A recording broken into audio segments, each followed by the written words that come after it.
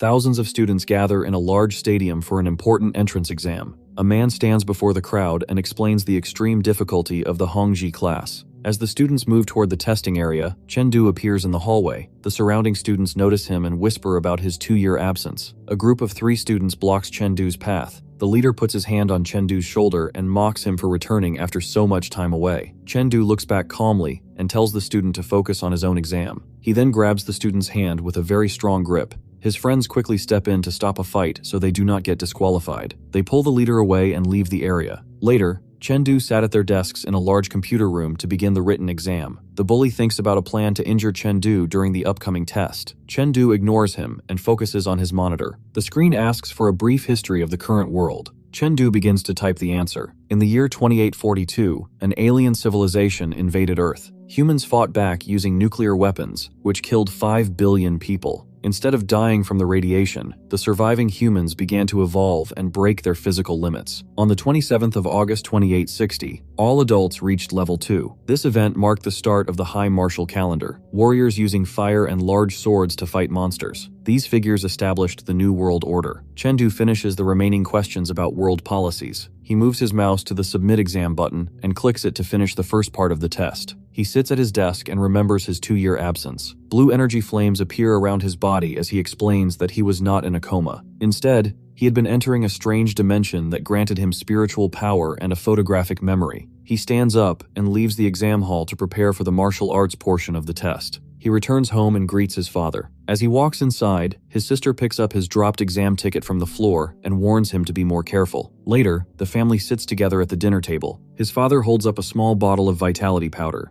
He explains that he bought it to help boost Chengdu's scores for the Hongji class exam. Chengdu looks at the bottle and says he can pass without using it. His father places a hand on Chengdu's shoulder and tells him not to worry about the cost. He says the family will always find a way to make money to support his dream of becoming a martial artist. Chengdu slimes at his father and quietly agrees. In his room, he looks at the bottle of vitality powder. He thinks about how much money his father spent on it. He knows he must become a martial artist to keep his family safe. He sits on his bed and closes his eyes to meditate. A blue flame appears between his hands as he enters a deep sleep. He wakes up in a cold world made of ice and giant blue crystals. He stands in the snow holding a long sword. Every time he sleeps, he comes here to fight monsters. He explains the rules of this space. If the monsters destroy the crystal, he will stay in a coma for the next day. If he dies while fighting, he wakes up with more energy. Defending the crystal increases his spiritual power and makes his memory stronger. A blue screen appears in the air. It says the next wave of monsters will arrive in 30 seconds. Only the first victory of the night gives him rewards. Chengdu grips his sword as more monsters appear. He moves quickly and slashes through them with orange streaks of energy. Chengdu stands amidst the debris, his face covered in bruises and sweat. He calls out to open his status panel. A system screen appears, showing his current stats and progress. His life intensity is level 5.1, and his strength is 1,100 pounds. A warning message flashes, announcing that the 5th wave of monsters is arriving. A massive red dragon with glowing eyes appears and roars. It releases a powerful blast of fire from its mouth. Chengdu runs across the cracked ground to escape the flames. The dragon then strikes with a giant, sharp claw. Chengdu jumps into the air and narrowly dodges the attack as the claw slams into the earth. The dragon swings its tail and hits Chengdu while he is in the air. He crashes to the ground and rolls across the dirt. Chengdu realizes he has finally learned the monster's attack patterns after many previous deaths. He leaps toward the dragon's head and uses a special move called Light Sword Style, Breeze Under the Forest. The dragon roars in pain and enters a berserk state. Its body begins to glow with orange fire and sparks. Chengdu holds his arm and notes that he was careless, but is not badly hurt. The monster opens its mouth and roars again. Chengdu runs forward with his sword. He leaps over the red dragon's head as it tries to bite him. He quickly slides underneath the dragon's body to avoid a blast of fire. He notes that his smaller size gives him the advantage of agility. He jumps high into the air and spins his body. He brings his sword down in a powerful vertical strike. A bright blue beam of light follows the blade. The sword cuts deep into the dragon's head, causing blood to spray. The dragon collapses to the ground with a heavy thud, creating a cloud of dust and debris. Chengdu lands on the monster's back and stands over it. A system notification congratulating him for defending against 5 waves of monsters. He gains 1 level of mental power and receives a rare technique called the Void Immortal Visualization Method. Chengdu looks sweat-drenched and surprised as he realizes the value of the reward. He explains that this method allows a person to actively train their mental power. A new screen flashes a warning. It states that the next wave of monsters will arrive soon. Chengdu breathes out a puff of air and narrows his eyes. In the distance, a large group of 30 monsters emerges from the shadows. Chengdu notes that their power level is much higher than his own. He admits that he cannot pass this level yet. Back to his bedroom, Chengdu opens his eyes and wakes up from his sleep. He sits on his bed in a meditative pose. He decides to examine the visualization method reward. A glowing blue book appears in his hands. He is suddenly transported into a mental space where he stands on a glowing blue surface that ripples like water. A dark entity appears before him. The creature has multiple red eyes and a wide, toothy grin against a red and black background. Chengdu looks up at the giant as he realizes that gazing at this giant is the trial he must complete to train his mind. Back in the real world, Chengdu sits on his bed in a meditative pose. A bright blue aura surrounds his body as he focuses on the visualization. His sister opens the door and tells him that it is time to eat. She sees that his body has become very muscular. She asks if he was always this handsome. Chengdu smiles and ruffles her hair while she tells him to stop. After she leaves, Chengdu looks at his reflection in a mirror. He notices his physical changes and wonders if they are caused by the visualization method. He puts on his tracksuit and picks up his backpack. He tells his father and sister that he is leaving for the exam. He arrives at the Liang City No. 1 high school gymnasium for the next part of the exam. He stands on the basketball court and flexes his muscles. He feels that his body has improved because of the visualization method. The group of 3 students from before approaches him again. The leader mocks Chengdu for being at the bottom of the class rankings 2 years ago. Chengdu replies that he is still better than those who failed the written exam. One of the students becomes very angry and shouts at Chengdu. Chengdu smiles and tells them that if they cannot hear properly, they should not take the exam. The leader grits his teeth and looks furious at the insult. Chengdu tells the leader not to take the comment personally. Another student steps in and puts a hand on the leader's shoulder. He tells the group to stop arguing and focus on the upcoming assessment instead. Feng Rui walks away and shouts a final threat at Chengdu. Chengdu's friend looks terrified and grabs his arm. He warns Chengdu that Feng Rui is dangerous because his uncle is the dean of students. He explains that the dean leaked the exam questions to Feng Rui. Chengdu listens with a serious expression and realizes he must be careful. An announcement over the intercom says the martial arts assessment is starting. The test is divided into a strength test and a combat duel. The students form lines in the gymnasium.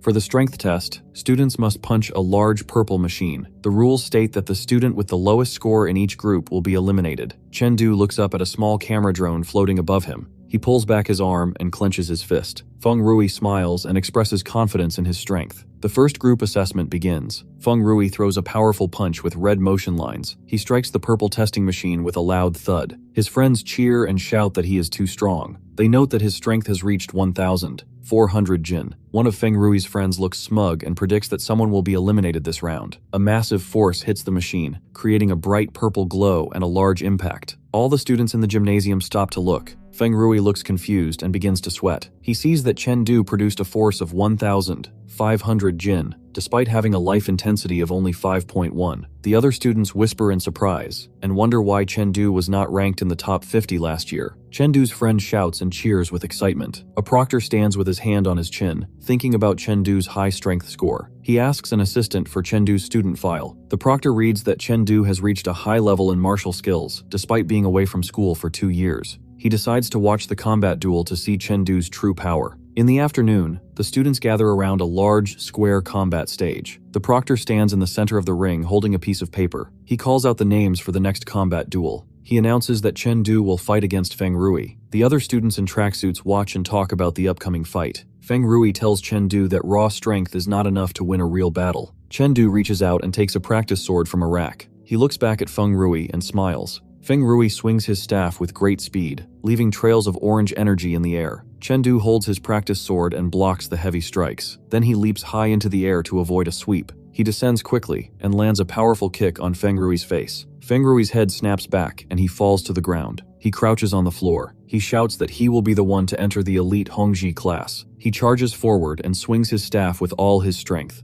A massive burst of orange energy explodes across the stage. Chengdu stands at the center of the light. Suddenly, Chengdu moves with incredible speed. He slashes through the orange energy with bright blue light from his sword. Feng Rui shouts at Chengdu and slams his staff down with great power. The impact shatters the ground and sends rocks into the air. Chengdu watches the attack and thinks that fighting people is different from fighting monsters. Feng Rui swings his staff again while surrounded by orange energy. Chengdu moves quickly and strikes back with his glowing sword. A large explosion of blue and orange light covers the stage. Chengdu appears behind Feng Rui with a blue trail of energy. Feng Rui looks terrified and sweats as the blue light hits him. He coughs up a large spray of blood and falls back. Feng Rui reaches behind his back to grab a hidden dagger from his waistband. Chengdu lands a series of fast strikes on Feng Rui. He finishes with a powerful punch to Feng Rui's face. The force of the blow sends Feng Rui flying across the stage. His friend's brother shouts with excitement at the victory. Other students whisper in disbelief and question how Chengdu became so strong.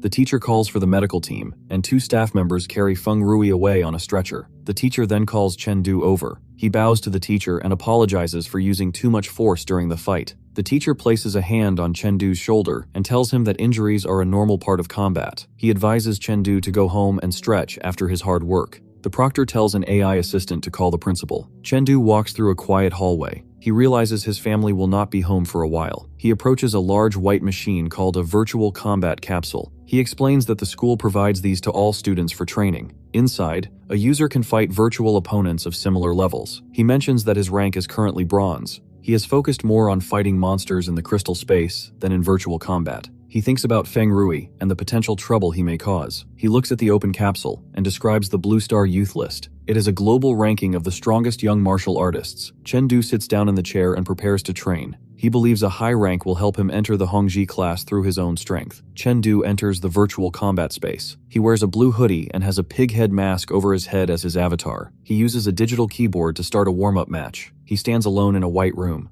He holds a large sword and looks around for his opponent. A girl with purple hair drops from above. She tries to hit him from behind with a small blade. Chengdu quickly turns and blocks her attack with his sword. The girl smiles and says his reaction speed is good. She tells him that in real combat, people do not wait to say hello. He grips his sword and says he will not let her attack from behind again. The two begin to fight at high speed. Chengdu swings his sword and creates large blue arcs of light. The girl flips over his attacks to stay safe. Chengdu lunges forward for a powerful strike. He uses a move called the Pale Dragon Point Thrust and moves toward the girl with a bright blue light. The girl looks and asks him about the move he just used. She explains that martial arts moves should not be limited to specific forms. Chen realizes she is correct and begins to think about his own technique. He swings his sword and a purple light trail follows the blade. He wonders how the girl could recognize his skill level. The girl tells Chengdu not to get distracted. She moves with extreme speed and leaps over his head. The girl flips through the air and holds her small blade. She strikes Chengdu from above with a powerful blow. Chengdu is caught by surprise and struggles to react to her sudden attack. The screen shows that Chengdu has lost the match and 10 victory points. He stands in the virtual space and looks at a keyboard. He thinks about the 4 forms of the flowing light sword art.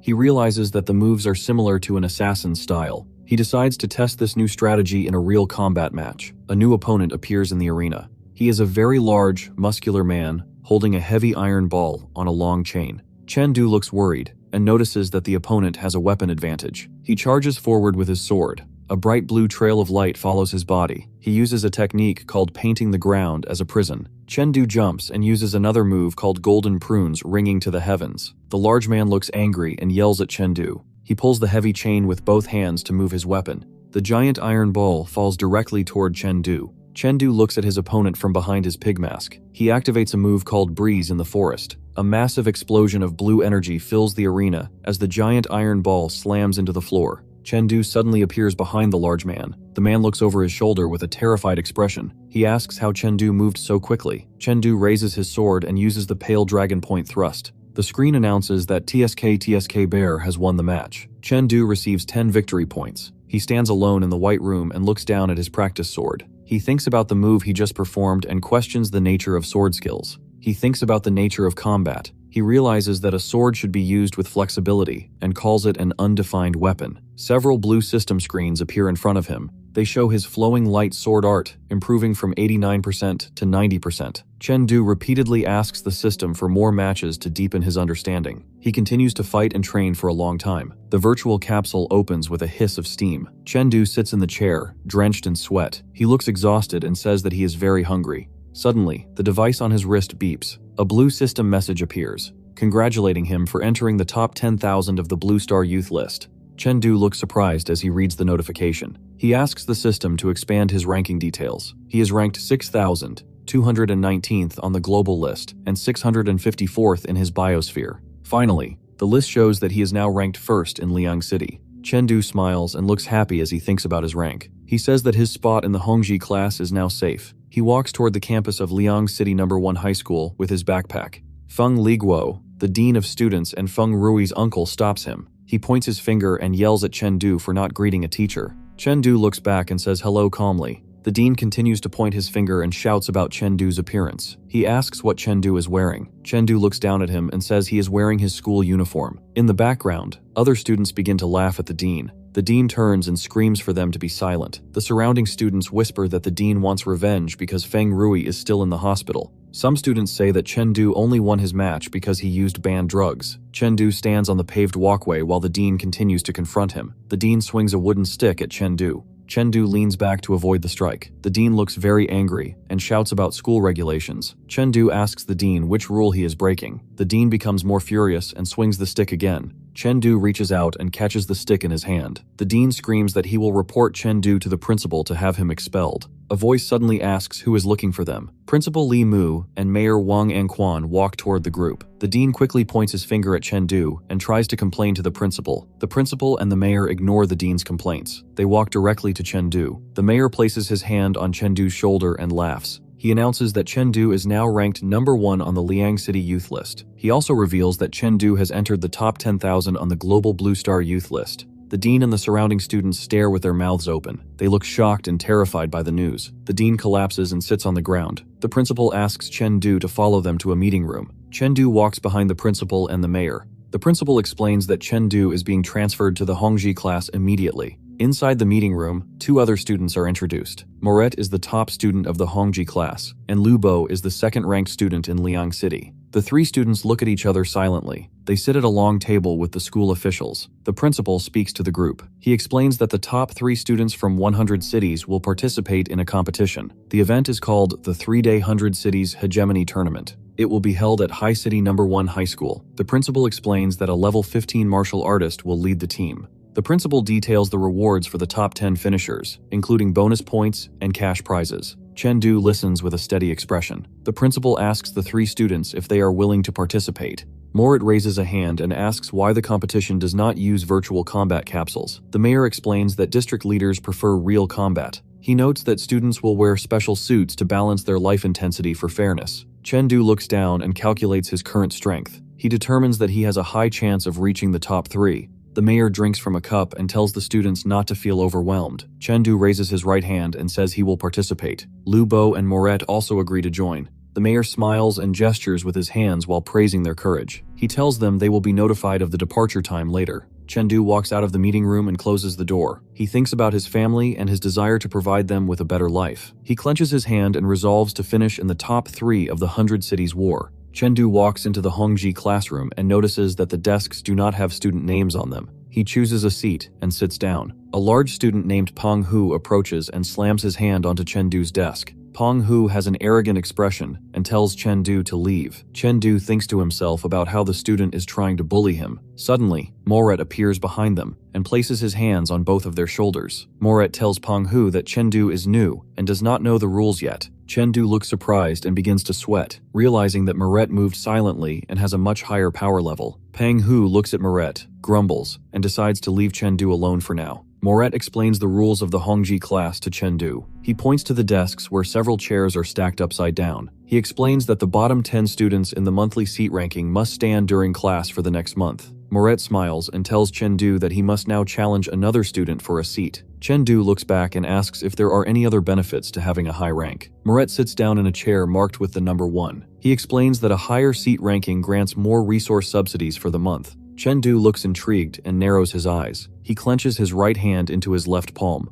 He thinks to himself that since there are resources involved, he must secure the highest ranking possible. Chengdu stands in the combat room and raises his left hand while holding his sword in his right. He loudly announces that he wants to challenge the student, ranked 10th in the class. In the background, a group of students looks on with shocked faces. They whisper to each other about how a new student is challenging a top 10 position immediately. They note that Chengdu looks quiet, but acts with great arrogance. Even with good skills, Chengdu's life intensity is much lower than the other elite students, making a top 10 challenge seem impossible. Chengdu ignores the comments and walks forward. He thinks to himself that the resource reward for 10th place is 50% larger than the reward for 11th place. Chengdu grips his practice sword and looks ahead with a serious expression. He thinks about the rewards for winning the seat. Penghu laughs and holds a massive black hammer. He tells Chengdu not to regret his decision. Chengdu stands before the much larger student and asks if he is the 10th rank. Penghu confirms with a wide, toothy grin and tells Chengdu he is unlucky.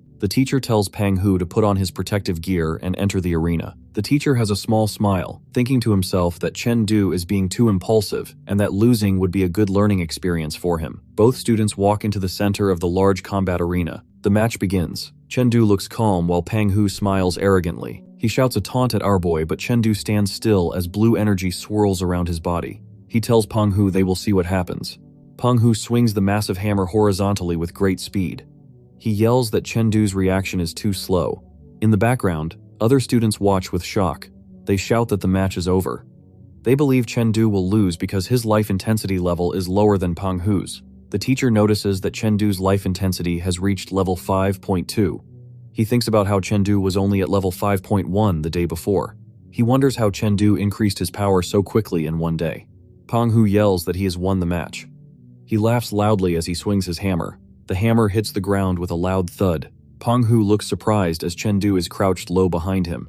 A giant pillar of blue light shoots up from Chengdu's sword. The energy hits Penghu and lifts him into the air. Penghu flies across the large room. He crashes into the floor near the other students. Murray touches his chin and thinks about Chengdu being a genius. The instructor confirms he has taken the 10th seat. He asks if Chengdu wants to challenge anyone else. Chengdu says no. He thinks to himself that the resource rewards do not increase enough to justify more fighting. Murray holds his smartphone toward Chengdu. He asks to add him on a social media app. In the background, many other students raise their hands and shout that they want to add him too. Chengdu looks slightly surprised and agrees. Penghu kneels on the floor and grips Chengdu's leg with both hands. He calls Chengdu a god and asks for forgiveness for his earlier behavior. Chengdu looks down and thinks about the importance of knowing when to be strong and when to be humble. Teacher Ling walks ahead and tells Chengdu to meet him in the office after class. Later, Chengdu and Teacher Ling enter the principal's office. Principal Li Mu sits at a desk with papers. Teacher Ling asks the principal about early admission slots for Mount Everest and Mount Tai martial arts universities. The principal looks up with a surprised expression. He explains that the minimum requirement for those schools is Tier 1 perfect martial skill. He notes that while Chengdu is close, the final 1% is a very difficult gap to cross. Teacher Ling places his hand on Chengdu's shoulder and tells the principal to let him try a test. The principal sighs and points toward a testing instrument at the back of the room. He explains that the machine's maximum limit is Tier 1 high stage. Teacher Ling tells Chengdu to recreate the specific attack he used during the seat ranking battle. Chengdu stands in front of the machine. He holds a black practice sword. He narrows his eyes and focuses on the target. He lunges forward with great speed. He performs a move called the Pale Dragon Point Thrust. A massive explosion of blue energy and light hits the machine. The force of the strike shatters the equipment into pieces. Teacher Ling looks at the wreckage in surprise. He notes that Chengdu was at a lower level only yesterday. He realizes the boy reached Tier 1, perfect overnight. Chengdu looks at the shattered machine and touches the back of his head. He looks worried and apologizes to the principal for breaking the instrument. He speaks loudly to the principal, calling Chengdu a combat genius. He gestures with his gloved hands toward the boy. The principal strokes his beard with a white gloved hand. He looks thoughtful and impressed. He declares that Chengdu is an absolute martial arts genius and must be prioritized for training. He orders that Chengdu's training resources be set to those of the first-ranked student. The principal looks at Chengdu and explains the early special admission process. He tells Chengdu to strive for a top 3 finish in the 100 Cities Hegemony Tournament. Chengdu raises his right hand and asks for a definition of special admission. The principal explains that to enter the top 8 famous schools, a student must reach a life intensity level of at least 6.5. Teacher Ling explains that reaching level 6.5 before the entrance exam is very difficult, but special admission only requires Tier 1, perfect skill. Chengdu tells the teacher he wants to attend Mount Huang Martial Arts University. Teacher Ling looks surprised because the top schools offer similar resources. Chengdu explains that he wants to stay close to home so he can protect his family if a crisis happens in Liang City. Teacher Ling looks at Chengdu with a seriousness, noting the boy's great sense of responsibility at a young age. Chengdu smiles and thanks the teacher and principal before leaving the office. He walks through the school gate and joins the crowd of students on the sidewalk. He thinks about the 1-month timeline before the early special admission begins. He decides to stay in the school's private training room to focus on his strength. As Chengdu crosses a street, he considers using specialized medicine to increase his life intensity level. He looks up at a large building and thinks about the 3 major organizations in the world. The first is the Extreme Martial Palace, which fights alien civilizations. The second is the Technology Martial Palace, which focuses on improving human strength through science. The third is the Martial Artist Alliance, which is responsible for keeping public order. Chengdu tells the attendant he is ready for the endurance test. He stands inside the large testing machine. The machine activates and glows with light. Afterward, the attendant looks with a confused expression. Our boy walks away and adjusts his backpack. The attendant calls the technical department on her phone. She tells them the machine seems to be broken because the student had no reaction. Chengdu goes to his private training room at school. He sits on the floor in his blue tracksuit. Chengdu holds 3 small blue pills in his palm. He calculates that taking 3 pills at once will make the pain 10 times stronger. He decides to swallow all 3 pills together. Blue lightning surrounds her. He grits his teeth and looks in pain as electricity sparks across his body. After the light fades, he wipes sweat from his face and exhales. A screen appears. It shows that his life intensity has increased from 5.2 to 5.3. Chengdu stands up and looks at his hands. He thinks about reaching level 6.5 to secure his future. He looks at a small box on the floor. Most of the pills are gone. He calculates that his current supply will only last 5 days. He sits back down against the wall and realizes he must win the upcoming tournament to earn more money for medicine. The side effects of the pills make his body feel heavy and frozen. He decides to train his mind since he cannot move his muscles. He closes his eyes to enter the crystal space. He remembers fighting large monsters called green firefly giants all night. Afterward, he arrives at the Hongji class to receive his new resources. A teacher with long red hair and glasses named Yadi enters the room. She is a member of the Martial Artist Alliance. She stands at the front of the classroom and slams her hands onto the desk to get everyone's attention. She explains that her life intensity is above level 15. The teacher begins a lesson on mental power, how physical strength is normally spread throughout the body. She explains that mental power allows a person to concentrate all their strength into one point. This technique is called mental power attachment, and it increases explosive power. She warns the students that mental power is very limited until it reaches tier 10. She advises the class to focus on their life intensity levels for the upcoming college entrance exam. The teacher tells all the students to stand up for a test. She holds a short purple flute in her hand.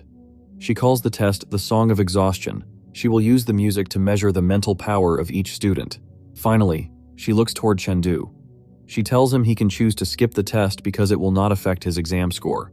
Chengdu stands in the middle of the classroom. The teacher looks at him and offers him a choice to participate in the mental power test. The teacher lifts the purple flute to her lips. She prepares to play the Song of Exhaustion. The other students look determined. Some smile as they wait for the test to begin. The teacher plays her flute. Purple energy and music notes flow around the room. Suddenly, a large purple shadow appears. Chengdu realizes he is in a mental illusion. He calls it physical hypnosis. He moves quickly to attack the shadow. He jumps high and hits the monster with a strong kick. Purple light explodes across the screen. Back in the classroom, Chengdu remains standing. He does not look hurt. The teacher stops playing the flute. She looks very shocked. She wonders how Chengdu stayed so calm during the test. Chengdu closes his eyes and smiles as the purple energy fades away. The teacher notices that Chengdu's mental power is very strong. She raises her flute and increases the mental pressure to a higher level. Purple energy glows around her body as she plays. In the classroom, many students begin to collapse as they tremble and sweat on the floor. They look exhausted and say they cannot hold on any longer. The teacher is surprised that Chengdu is still standing. She wonders how he has such talent despite his poor family background. Even the top-ranked student, Moret, falls to the floor in pain. The teacher opens her eyes, wide in shock. She decides to increase the mental pressure to level 8. In the illusion, a massive purple giant looms over Chengdu. The giant clenches its fist and strikes with great force. Chengdu feels a heavy weight from the pressure. He sweats and breathes hard as he pushes back. He manages to stand up straight again. The teacher watches him closely. She thinks he has amazing talent and mental power. They move to the principal's office. The teacher and Ling talk to the principal. The principal's body shakes with shock at his desk. He hears that Chengdu has both martial and mental talents. He says Chengdu could become a soaring martial artist who can fly. He thinks the top 8 schools are a waste of Chengdu's skill. He wants Chengdu to attend Black Dragon University instead. Ling calls Chengdu into his office. Ling sits behind a desk filled with books and monitors. Chengdu sits in a chair across from him. Ling asks if Chengdu knows about Black Dragon University.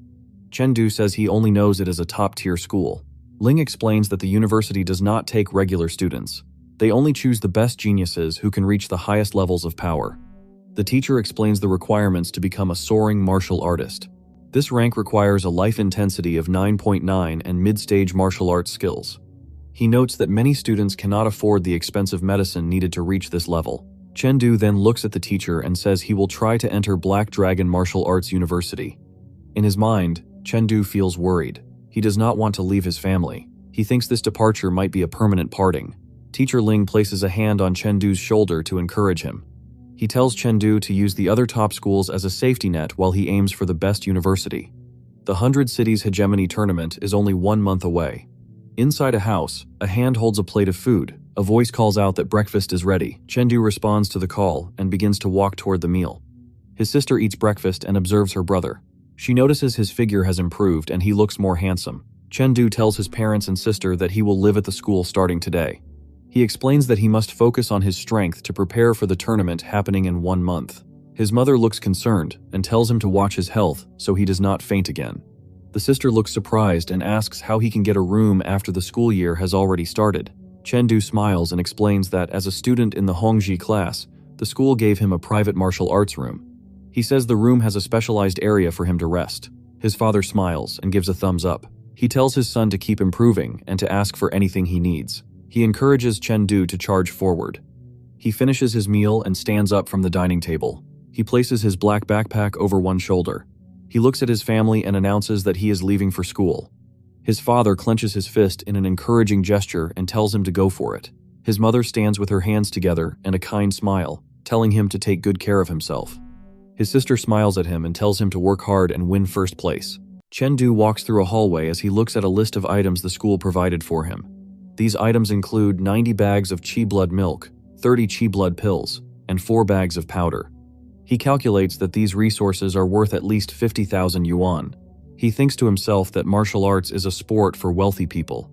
He places his hand on the glowing screen as he is active and unlocks the door. He stands in front of his new private training room and resolves to spend all of his time from now on focusing on his classes and his physical training. Inside his private training room, he speaks to his AI assistant and orders the AI to increase the gravity in the room to 5 times the normal amount. The AI responds, "Yes, master." Blue energy comes out from Chengdu's body and he grits his teeth and grips his sword tightly. He thinks to himself that the pressure feels like 15 adult elephants are pressing down on his body. He says it will be interesting to fight a machine under these conditions. A screen announces that the 4th round of practice is starting. A giant training robot with glowing red eyes and large red boxing gloves appears in front of him. The robot swings a fast punch toward Chengdu's head. Chengdu knows that in this environment, a single mistake could tear his muscles or break his bones. He decides that he cannot block the robot's attacks directly. The training robot suddenly changes the path of its punch mid-air. Chengdu leans his body back to avoid the strike. A status screen appears on the robot's face.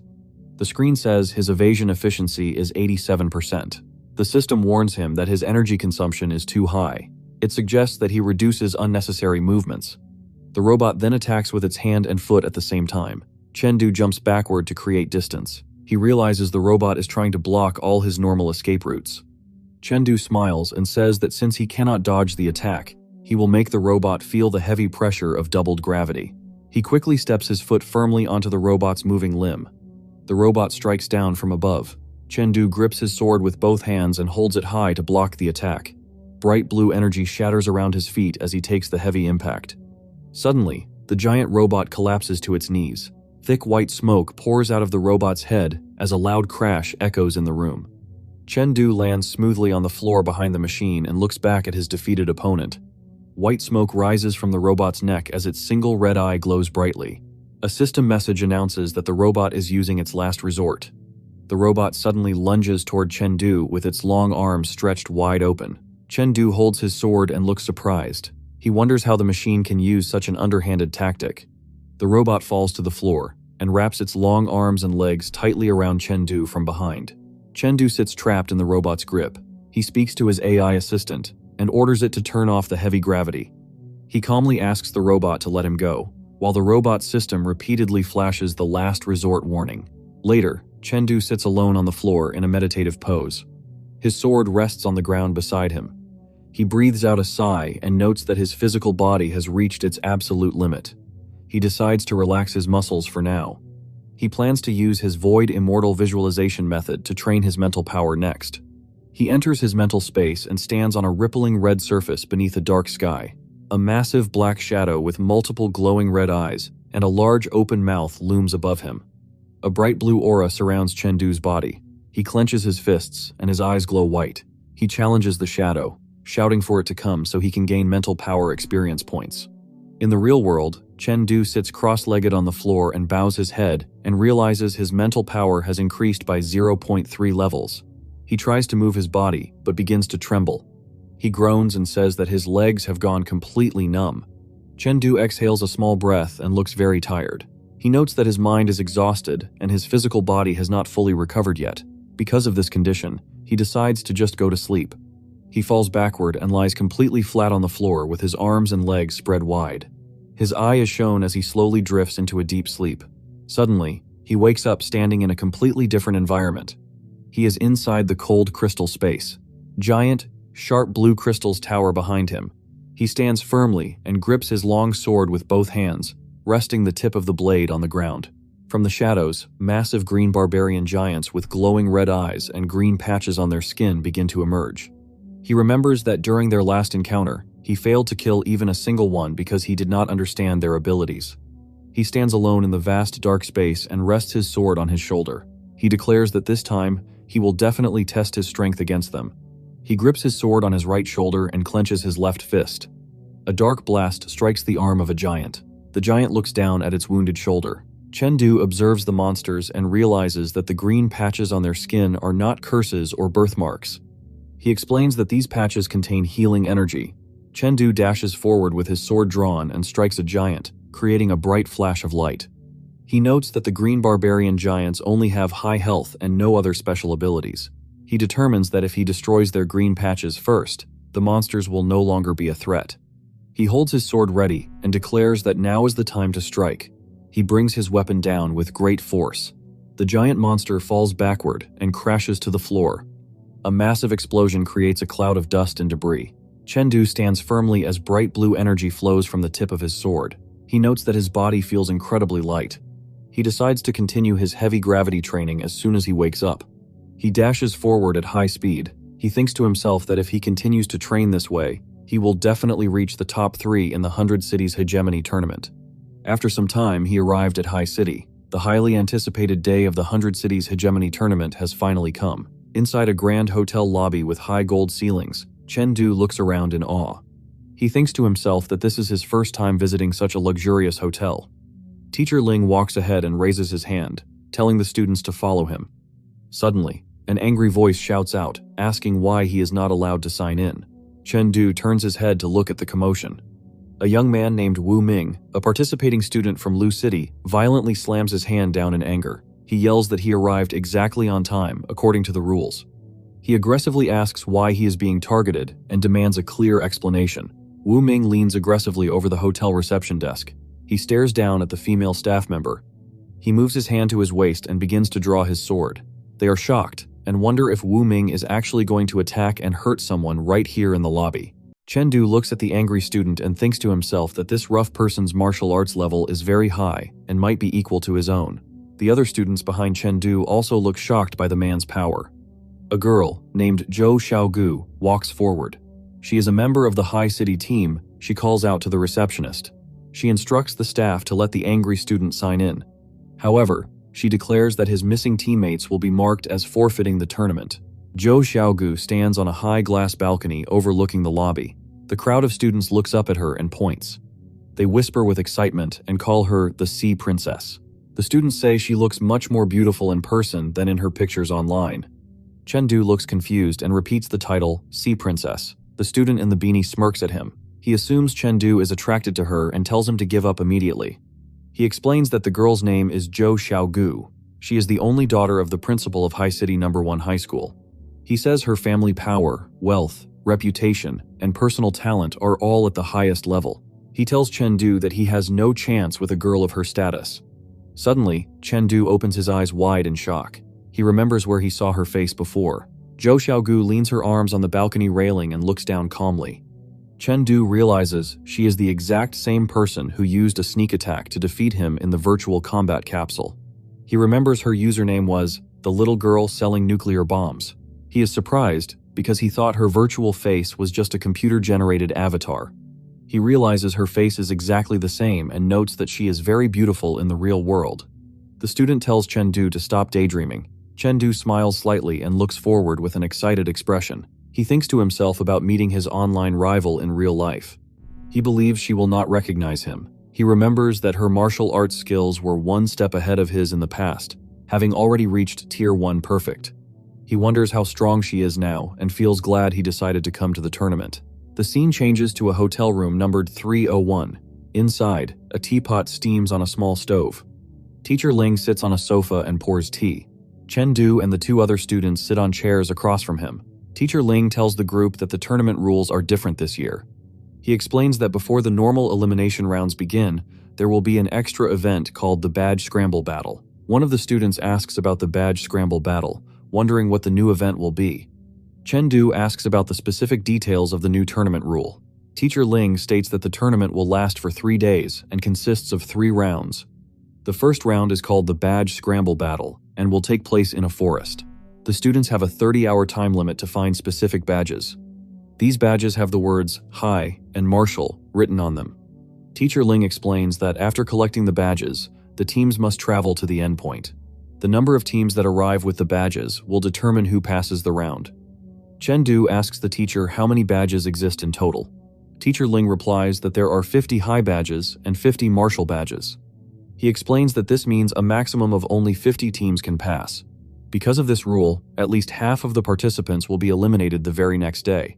Teacher Ling holds a white mug and explains the rules for the second round. He states that the second round is a one-on-one elimination tournament. The students will have very little time to rest. 150 people will fight in a single day to determine the top 10 strongest students. The matchups will be random, but students from the same team will not fight each other. The 2 other team members look very relieved. They are happy because they will not have to fight a monster like Chengdu. Teacher Ling raises 3 fingers and explains the third round, known as the Top 10 Battle. He tells the students that reaching this stage means they have already succeeded. Everyone in the top 10 will receive bonus points and cash rewards. He then talks about what it takes to reach the top 3. Teacher Ling explains that winning depends on their physical condition. The tournament involves 3 days of continuous fighting with almost no rest. He warns that they will likely get injured. He concludes that the final winner might not be the single strongest fighter, but rather the student with the most balanced and complete overall abilities. Teacher Ling raises his index finger to make one final point. He strictly orders the students that killing is forbidden.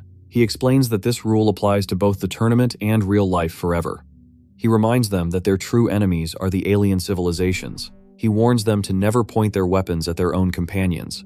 Teacher Ling continues to explain the event details and tells them they will wear special clothes inside the arena. These clothes will make everyone's life intensity level exactly the same. He also reveals that the team leaders will secretly enter the arena to protect the students from real danger. Teacher Ling then closes his eyes and smiles warmly. He warns the students that it is best if he does not have to help them. He explains that if he is forced to save them, they will be eliminated from the tournament immediately. Finally, he encourages the team. He tells them tomorrow depends on their own efforts, asks them to believe in themselves, and says they are the best no matter what happens. Chengdu and his 2 teammates look very determined. They shout, "Yes!" in agreement with their teacher. In the tall buildings of High City No. 1 High School, Chengdu stands on a high platform with his sword strapped to his back. Many other students gather in the area below him. He looks surprised and asks if this area is the forest. A man in a green suit and a white glove stands in front of the crowd. He is Zhou Cheng, the principal of the school. He points his finger and announces that everyone has arrived. He introduces himself as one of the organizers of the 100 Cities Hegemony Tournament. Principal Zhou Cheng stands before a massive white wall with a tall door. He explains to the students that the area behind the door is a special dimensional rift known as a spirit realm. He says it was created by the collision of 9 planets centuries ago. He announces that this specific area is a level 1 spirit realm called the Forest of Timber Wolves. Chengdu thinks to himself about the spirit realm. He knows that it is a dangerous alien space filled only with monsters and no humans. The principal raises his finger to reassure the crowd. He states that the space is very stable and completely safe. He explains that Lei En, the 3rd strongest person in the world and founder of the Martial Artist Alliance, personally certified the area. Finally, he looks at the students and states that this trial carries a real risk of death. He urges everyone to prioritize their own safety inside the forest. He points a finger at the student with the ponytail, named Wu Zhang. He tells Wu Zhang that he cannot act alone just because he arrived by himself. He explains that the staff will assign suitable teammates to him based on his skill level. Chengdu thinks to himself that this person seems to be angry with everyone around him. Next, a man stands in front of a glowing blue scanner on a wall. The system announces that his iris authentication has successfully passed. An announcement tells the crowd to prepare to enter the Forest of Timber Wolves. The large group of students walks toward a giant, glowing blue magic circle on the ground. A voice in the crowd asks if this area is the Forest of Timber Wolves. The principal looks toward the students and explains the situation. He states that the true location of the spirit realm is a strict secret. He explains that the glowing circle is a magic array that leads directly to the forest. He says that past generations worked very hard to build it. He tells the students that the array is a safety measure. If the dimensional rift suddenly closes, the staff can use this magic circle to safely teleport everyone out. Chengdu and his 2 teammates stand together as they wait. 2 system screens appear above him. The first screen tells everyone to step into the magic array. It explains that each team will be randomly teleported to one of 1,000 different starting points inside the forest. The second screen reveals a challenge. It states that the map shows 300 badge locations, but only 100 of them are real. The other 200 markers are fake. The screen wishes everyone good luck. The giant magic circle begins to glow much brighter. Blue sparks of energy rise from the ground. A final system screen appears and tells the students to prepare for activation. A bright beam of white light flashes upward as the magic array activates. Chengdu slowly opens his eyes and holds his hand up to block the blinding flash. When the light fades, he stands in a dense forest. Tall trees surround him, and sunlight shines down through the leaves. This new area is the Forest of Timber Wolves. Chengdu looks around the bright woods and asks if this place is the spirit realm. Behind him, his teammate holds up a glowing blue map and asks Chengdu which marked location they should travel to first. He tells his crew that their luck is off the charts because there's a badge spawning right near their starting location. Refusing to miss an easy score, he leads his hyped-up squad straight into the forest to see if this loot is the real deal or just bait. They approach a massive, ancient stone monolith hidden deep among the trees. Suddenly, something strikes the pillar with pinpoint accuracy, shattering the outer stone to reveal a glowing blue badge embedded perfectly inside. Chengdu casually reaches out and taps the glowing prize. He stands there, completely relaxed.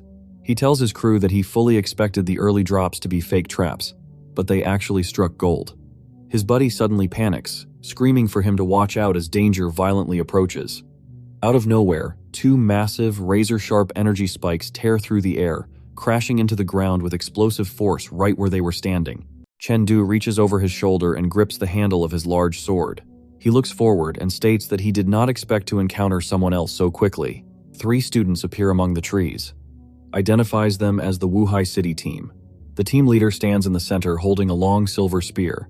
2 teammates crouch beside him, also holding spears with wide blades. The leader addresses the Liang City team directly. He demands that they hand over their badges immediately if they do not want to be eliminated from the tournament. Chengdu narrows his eyes and observes the enemy team. He thinks to himself about how quickly they were targeted right after entering the forest. Chengdu's 2 teammates step forward. One clenches his hand and yells for the enemies to come and try to take their badges. Chengdu remains calm and tells his team to leave the fight to him. He states he will fight them alone. His teammates look surprised and begin to sweat. The 3 enemies leap high into the air.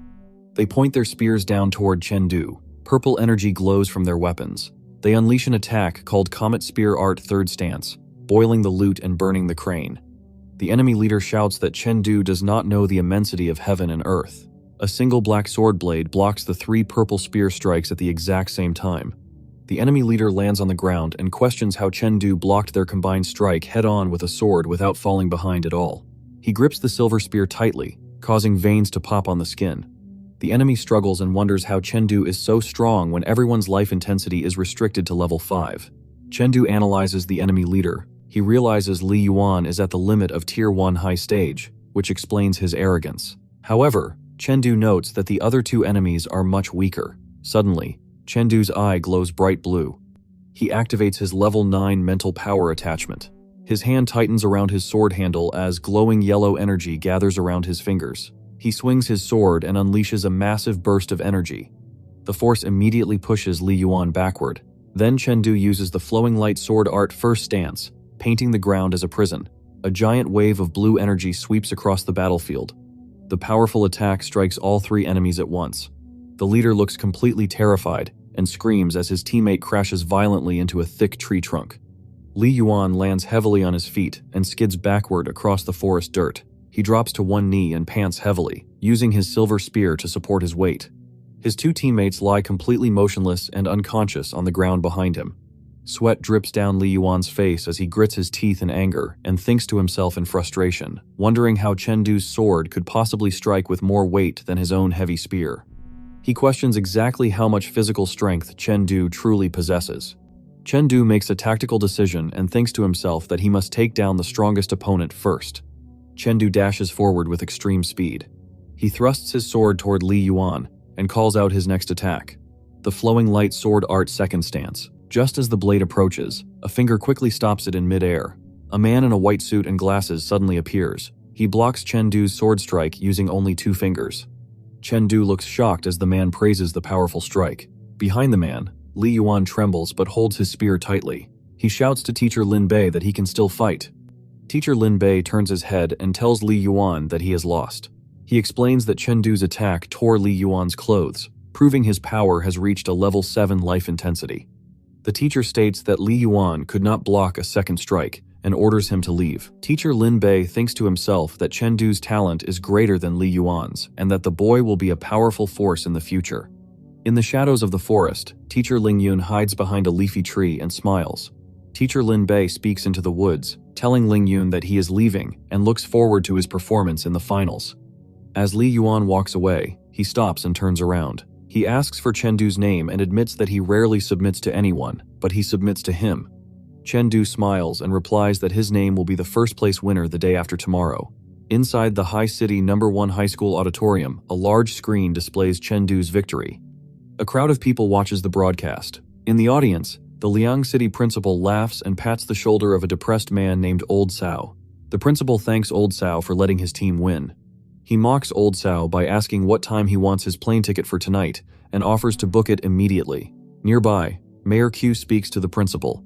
Mayor Q says he did not expect 4 students to reach Tier 1 perfect martial arts this year, counting Chengdu. The principal smiles slightly and corrects him, stating that the number is still only 3. Another man in the audience looks at the screen and asks if the Liang City team has already collected 2 badges. He wonders why they are moving toward the exit without the required 2 badges, noting that this action will cause their direct elimination. In the Forest Wolf Woods, Chengdu's 2 teammates look shocked. One teammate asks Chengdu if he plans to take out a student named Wu Zhang right there. Chengdu explains that getting 2 badges is not difficult for someone with his level of strength. His teammates sweat and quietly agree. He has determined eyes as he declares that he wants to win the championship. He explains that first place only brings prestige, but he needs the 1 million prize money to survive. He holds up 3 fingers and offers to explain his plan. 3 faces appear in a dark void. Chengdu identifies them as the strongest players: Zhou Xiaogu and Ku Zhongtian from the High City team, and Wu Zhang from the Lu City team. Chengdu says the High City team has 2 strong fighters they cannot defeat. He believes ambushing Wu Zhang now will increase their chances of winning. His teammate, Lu Bo, points a finger and asks if this plan just helps the High City team eliminate a major rival. Chengdu turns to him and says he is wrong. He states that if he does not eliminate Wu Zhang now, he might not reach the top 3. Chengdu explains that teammates will not fight each other in the second round. He suspects the host city will force him to fight Wu Zhang so the High City team can advance easily. Chengdu explains that the winner of his fight with Wu Zhang will have to fight both High City players one after another in the third round.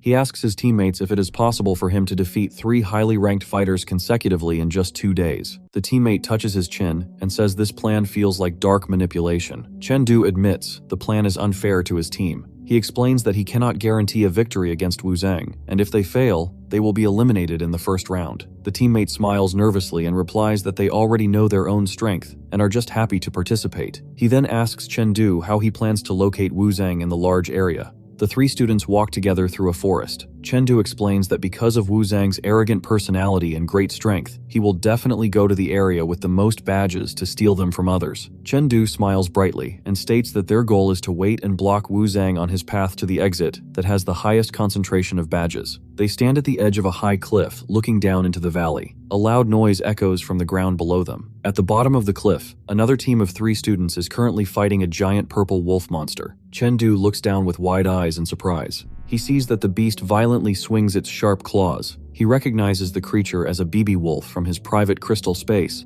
and wonders why it is appearing in this forest. He thinks about the Alien Race Illustrated Handbook. He notes that the book records all monsters currently discovered by humanity, but the monsters from his crystal space are not in the book at all. Chengdu's face becomes very serious and wonders if all the monsters inside his crystal space actually originate from the spirit realm. Down in the forest, a girl grips a red whip weapon in her hands. She curses and blames their current situation on the guy named Wu Zhang. Suddenly, a bright red and white energy cuts quickly through the air. The giant monster roars loudly in the dark forest. A voice calls out, warning Xiaomei to run. Suddenly, a bright blue energy slash cuts through the air. The blue attack slices the monster in half right in front of the girl. The girl sits on the ground with her eyes wide open in shock. She looks up and asks if he is her teacher. Chengdu tells her that he heard the name Wu Zhang and asks if she has seen him. The student replied that their first mark point was empty. She tells him that while they were walking to the second mark point, they unexpectedly found Wu Zhang fighting 10 monsters just like this one. The student explains that they tried to follow the teacher's instructions to retreat from Wu Zhang. However, they did not expect a monster to target them and chase them all the way to this spot. Chengdu looks at the group and asks where the battle is taking place. They point toward a dark area and a voice says, "It is over there." Chengdu remembers that there are no badge markers in that specific direction. He wonders what Wu Zhang is doing in an empty area. Chengdu thinks that this unusual situation means something is wrong. However, he also realizes that if Wu Zhang is fighting many monsters, his stamina must be very low. He decides this is a rare opportunity to defeat a strong enemy. He shouts for his team to go. The 3 boys run quickly through the dark forest. One teammate smiles and says they are very lucky to get exactly what they wished for. The other teammate runs beside Chengdu and asks if he has a battle plan. Chengdu tells his teammates not to act rashly when they arrive. He explains that he suddenly has a bad feeling about the situation. He strictly orders them to follow his commands at all times from now on. The 2 teammates look at Chengdu and say, "Okay." The 3 students run together into the foggy forest. The group travels fast through the forest wolf woods. One teammate looks around and asks if they went the wrong way. He states that they have been running for a long time but still have not seen Wu Zhang. Suddenly, a fast streak of blue energy flashes past them. The 3 students stand still and look toward the sudden movement. Chengdu realizes his team has been tricked. Several wolves with glowing red eyes emerge from the darkness. Chengdu lowers his head and explains that the previous group lied about Wu Zhang's location. He says the group pointed them this way, so the wolves would kill them, allowing the other team to steal their badges. The teammates stand back to back with their weapons drawn. They realize they are surrounded by 20 monsters in a wolf den. Chengdu notes that these wolves are stronger than the ones in his training space. Chengdu shouts a strict warning to his team. He tells them they must not bleed because the blood will make the wolves go berserk. He instructs them to watch out for the sharp spikes on the wolves' claws. He dashes forward with extreme speed. He strikes a wolf with a powerful burst of blue and white energy as the beast roars loudly. An outside observer announces that the Liang City team has walked straight into a dangerous wolf den. A man says the team walked blindly without checking their map. He believes they will lose to the 20 wolves because only Zhou Xiaogu from the High City team is strong enough to fight them. The Liang City principal looks shocked and nervous. He wonders if Chengdu will be eliminated in the first round, Old Cao sighs, and says they will likely leave together tonight. Principal Zhou about the students' chances against a medium-sized wolf den. Principal Zhou closes his eyes and replies that their chance is less than 10%. He explains that this test was created to make the students experience devastation. He states that while the cities are safe, the outside world is overrun by monsters, and the students must face this reality. The man sweats and asks if the wolves can be avoided. Principal Zhou explains that the badges are placed behind the wolf dens. plans. If students just follow the map, they will walk right into them. He notes that fighting a few wolves is a good test, but the Liang City team is very unlucky to meet 20 at once. The man wonders if their High City team will be safe. Principal Zhou smiles confidently and says the High City team has his daughter and the man's son, so even a large wolf den will not stop them. Back in the forest, Chengdu calmly looks back over his shoulder and says the monster was too weak to withstand a single blow. He thinks to himself that his plan is working. He is glad that he has successfully attracted most of the monster attacks. He believes that as long as the BB wolves do not enter their berserk mode, his two teammates should be able to hold on and survive. His teammates fight a large wolf. One teammate shouts Chengdu's name in worry.